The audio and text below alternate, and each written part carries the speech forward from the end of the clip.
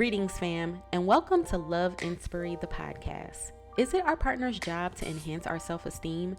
How does self-esteem impact our relationships? And how do we build self-esteem while being in a relationship? I talk about it all in today's episode.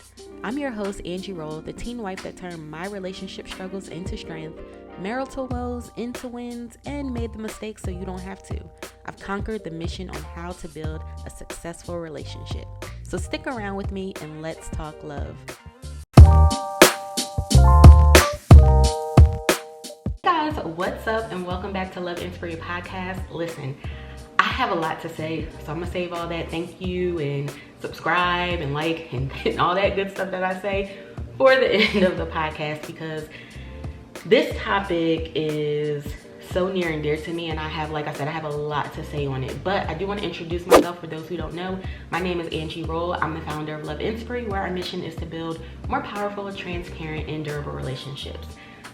Today we are talking about self-esteem in relationships. One of the questions that I got was, is it your partner's job to give you self-esteem or enhance your self-esteem? Why or why not? So here's the thing with this. Self-esteem is about self, right? It's about how you feel about yourself. It's about what you think of yourself on the inside. Self-esteem really has nothing to do with anybody else. But if we go back to time, if we go back to the beginning of birth and being in the womb, we don't start out with insecurities. We don't start out with low self-esteem. That stuff is projected onto us. Somebody said something about our hair. Like, I remember growing up, the thing was to have straight hair. Now that's not the case anymore. We're told as Black women to embrace our hair. You may have grown up a little chubby. You know, it wasn't cute to be chubby. You know, all these different things and you could have had a family member to tell you something about yourself that lowered your self-esteem. Overall, it is not your partner's job to give you self-esteem. I do think they can enhance your self-esteem. And what I mean by this is, hear me out. Obviously, majority of us are not governed, but we take into consideration what other people have to say about us, right? We take into consideration what our partner thinks about us. We may ask them our opinion about how we look in something. We may ask them opinions about a hairstyle. I know I just did that last night with my husband, like, oh my gosh, I don't know what to do with my hair. What should I do with my hair? Blase, blase. I'm asking him his opinion about something. Although it has everything to do with me, I know technically he doesn't really care, but I'm asking his opinion. And so what I'm saying with this is, hatred was taught to us. So naturally, we're going to be looking at other people's opinions to define our self-worth. Now, overall, should we be doing that? Absolutely not. It's not healthy. But this is the nature of the beast. This is what we were taught since somebody back in the day told us something about ourselves that made us look at ourselves differently. Now, when I think of a partner enhancing your self-esteem, I think of support. I think of encouragement. I think of motivation, right?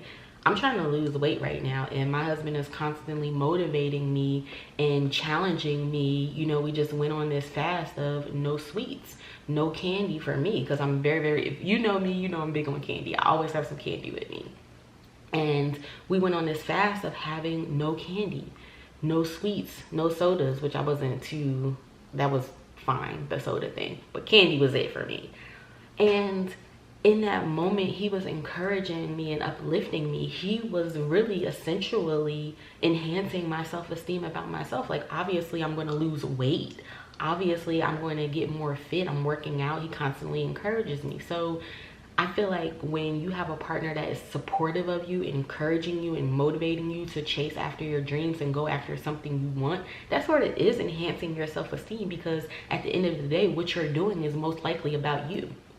My weight loss and my journey in this has nothing to do with Nate and everything to do with me and how I feel about myself. He's just encouraging the needs or my desires. He's encouraging the things that I want. So obviously, I think to some capacity that your partner does play a role in your self-esteem. Again, now I'm not telling you to put all your eggs in your partner. And at the end of the day, if your partner were to leave you today or tomorrow, you should be able to fend for yourself and think good of yourself.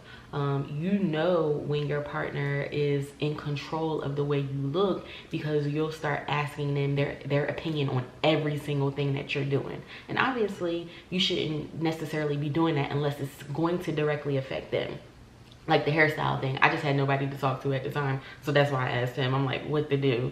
And I wasn't even really expecting him to answer it. It was just somebody right there that I was just like, oh my gosh, I'm so frustrated. I don't know what to do about my hair. I don't know whether I want to get it braided. I'm going to sweat it out working out. If I get it silk pressed. It was all this different stuff that was happening to me in my head, and he was just right there at the moment. So you don't want to make your appearance totally about them. And I asked this question on my social media about does self-esteem, does working out, I forget how I worded it, but it was is self-esteem, shoot, I remember this, but basically is working out a part of self-esteem, being fit a part of self-esteem, something to that extent. Forgive me for the little stumble there, but does working out have something to do with self-esteem? And pretty much everybody in that post said yes, self-esteem has something to do with working out has something to do with self-esteem. And I didn't really know the answer to the question that I asked, which is ridiculous. So I asked my husband, and he was like, absolutely not, because you have people that work out just to keep their man. You have men that work out just to attract women. So if your intention is not right, then it's not about self. It's about getting gain of somebody else, pleasing somebody else. And I was like, yo, now that I'm thinking about it, he really should have been on this dang on podcast, and I'm going to get him for getting out of it too.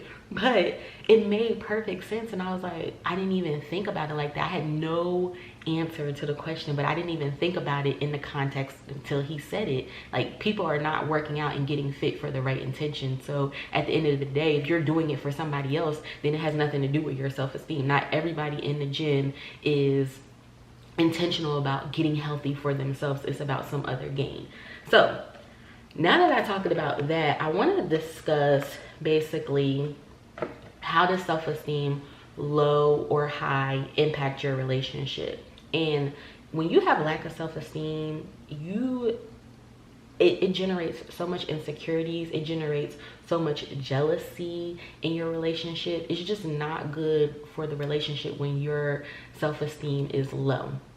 What tends to happen is you tend to not want people around your partner because you feel like maybe your partner is looking at them, especially if it's about looks, if you're insecure about your abilities. And I'm going to share a story about myself later about my insecurities and how it impacted my relationship. But having low self-esteem is just as bad as having high self-esteem, because if we think about this, right, high self-esteem, when somebody is really, I talk to a lot of single women, and a lot of these women that I talk to are financially stable. I mean, bad women got it going on, okay? Hands down. But what tends to happen with that is that gives them an entitlement. So their self-esteem is too high to now where they're entitled. They think that they're bringing everything to the table, when sometimes it's not about financial security that's coming to the table. Can you support a man? Can you uplift this man? Can you respect this man? It's not always about your financial being, financially stable. And of course, I would never tell nobody, because I've been in the valley of finances, to not have your finances together. However, don't let anything like that, like especially like if you're a good looking woman, don't let that entitlement keep you from a relationship. Your self-esteem can be too high just as it can be too low. So I think there was a good point to make with that.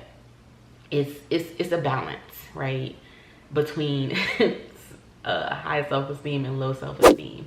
And it's just knowing who you are and having compassion on other people. It's okay to know what you bring to the table, but can you have compassion on other people at the same time, that they may not be in the same place that you are in right now? And guess what? That's freaking okay. Another thing I told you guys I was going to share a story about a time where I had low self-esteem in my relationship and how it impacted my relationship.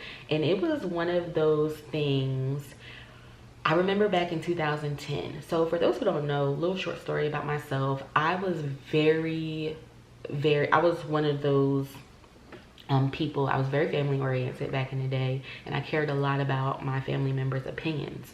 So when I got married at 18, it was not greeted with the warm welcoming that I thought I was going to get, because I was marrying somebody that my grandparents knew before I was even born. So at that point, I had got married, and I was told by somebody very close to me that I would never graduate college. All I would be was a baby maker. I'm never going to do anything with my life. It was to the point where I was shocked that this was coming out of this person's mouth, that you would even project that onto me, like your own insecurities of your relationship onto me. And so that carried with me. And 4 years into my marriage, it was kind of getting to a place where, all right, I want to go back to school now. But I was not going back to school for Angie. I was going back to school, again, self-esteem. I thought I was going for myself. And I'm going to tell you what happened with that. I thought I was going with myself, but I was really going to prove other people wrong. I got this. I can do this. I can handle this. Listen. But when I went back, because I wasn't going for myself, I was not doing well in school. I was not doing well at all, and I had to withdraw from classes. I had to drop out of classes, and it wasn't because I was stupid. It was just the simple fact that I was going for all the wrong reasons. I was going to satisfy somebody else's projection on me. It wasn't about self at this point. It was everything that was projected onto me, and that's what I was talking about in the beginning, how some of this stuff about us is learned behavior. Some of this stuff that we are trained to, oh no, curly hair is not the cute. You have to have straight hair, mama.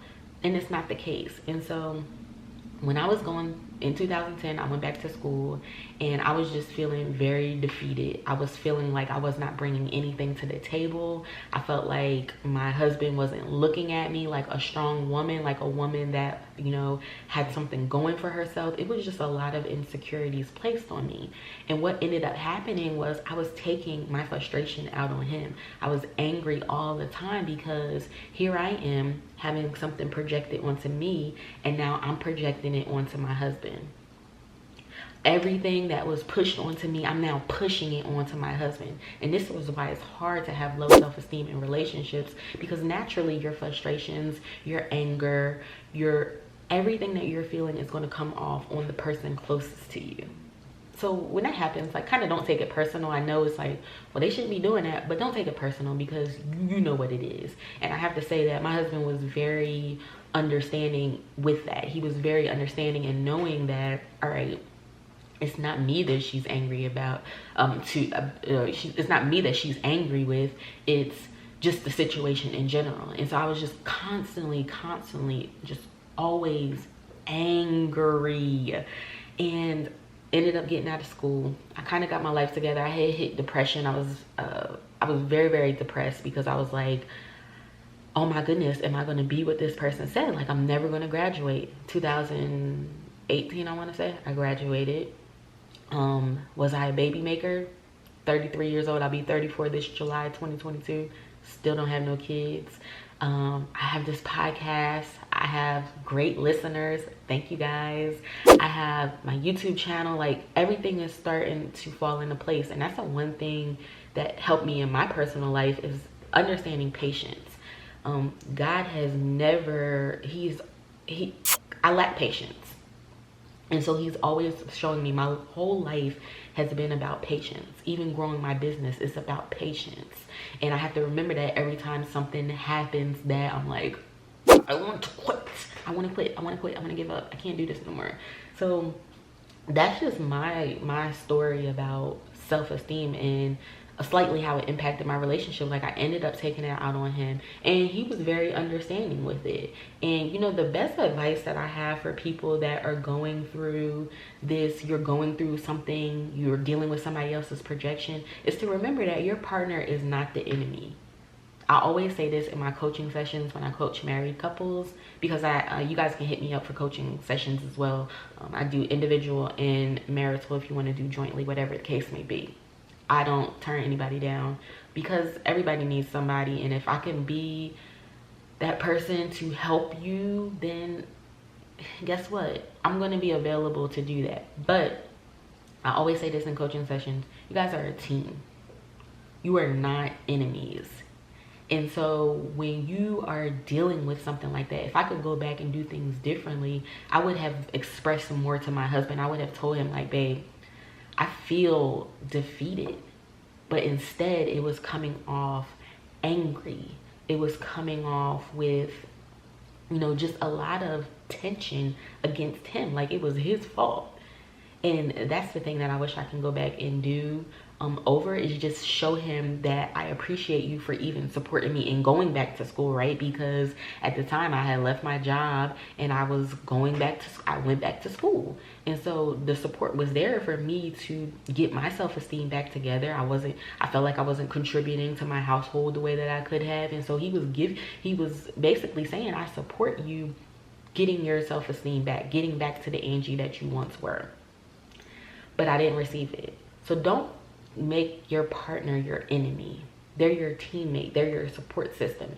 And although they may not be moving how you want them to move, they may not be giving you the support in the manner that you want it done. At the end of the day, support is support. You can't force your partner to do every single thing in the manner that you want it done. It just does not work that way. And I know we as humans tend to think that it does, but it does not work that way.